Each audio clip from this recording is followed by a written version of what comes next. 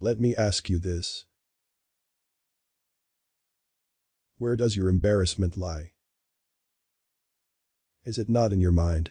As the saying goes, it is only awkward if you make it awkward.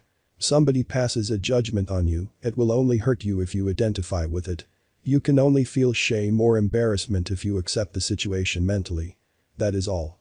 Social anxiety stems from the same place. Your mind. Your mind keeps telling you that you are awkward. The next thing you know, you start overthinking your words. And you end up feeling caged by your own mind.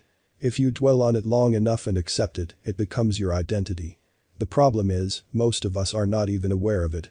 The guy or the girl you are talking to hasn't even said that you are awkward.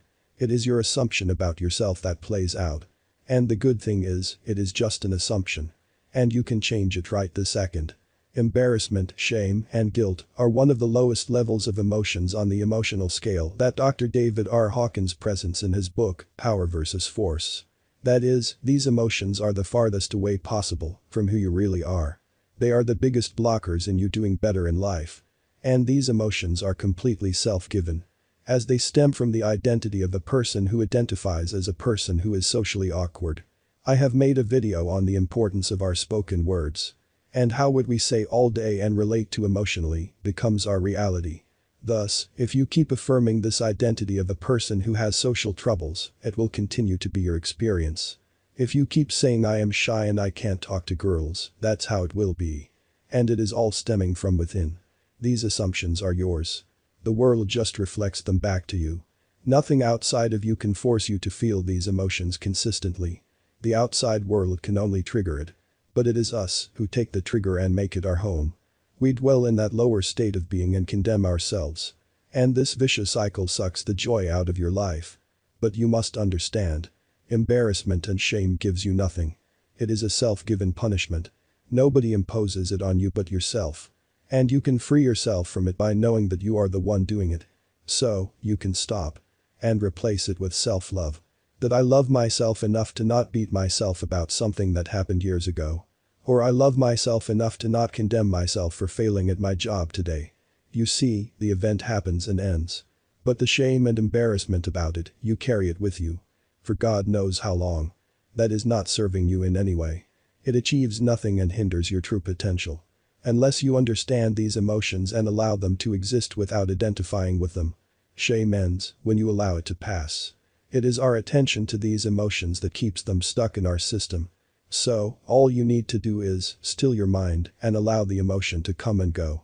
The emotion is not bad, it is just a messenger telling you that you are focused on the wrong thing. And you are not aligned with your divinity. That is, your real self is pure love. But you are putting it through the lower level emotions and are imprisoning it by staying there. It is one thing to allow it to pass and feel bad for a moment. It is another matter to stay in that lower level emotion and make it your state of being. That is when it becomes your identity and you become a person who always feels guilty, embarrassed, and awkward. As an assumption though false, if persisted in, will harden into fact. I love to quote this from Neville Goddard frequently. As it is proven to me in my experience. Our persistent assumptions are our reality. And our mind is the one and only interpreter of this reality. Hence, if you interpret events negatively, you get to have more of the negativity in your life. But if you shift into an interpretation of positivity, you transform a seemingly unfavorable experience into a pleasant one. Or at least turn it into a lesson, rather than a punishment for yourself and feel bad about it for days, months, years. If you understand that you are a spiritual being, having a human experience, you will realize that there is nothing to feel embarrassed about. As this is all a play. And you can approach life lightheartedly. Like children. This is why children have such a range of emotions in quick succession. One moment they will fight with each other, cry, and then start playing again. As they don't hold on to guilt, as this emotion is farthest away from who we truly would like to be. That is, in alignment with your divinity. Children hold nothing in for long. It comes and goes, just like it should. But as soon as they grow up and are shamed by their parents and teachers, they learn guilt. They learn to be embarrassed. And it slowly becomes part of their social conditioning. Truly I tell you, unless you change and become like little children, you will never enter the kingdom of heaven. When you read this Bible verse in the light of being children-like, you learn that the kingdom of heaven or our higher self is childlike. It is pure love, joy, and all about experience. It doesn't hold anything for long and is playful. And unless you become like that, you will not experience true joy or enter the kingdom of heaven. Kingdom of heaven is a state of mind. Experience of life from your higher self, full of love and joy. The joy of being is all about experiencing things without the mental chatter. It is about being present and enjoying the experience as it is.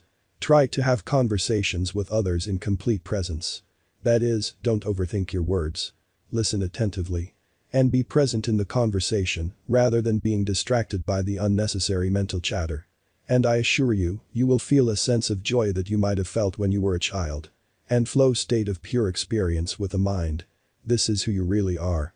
And this experience of yours is how it should be. It all starts with knowing who you really are and encouraging it more so in your day-to-day life.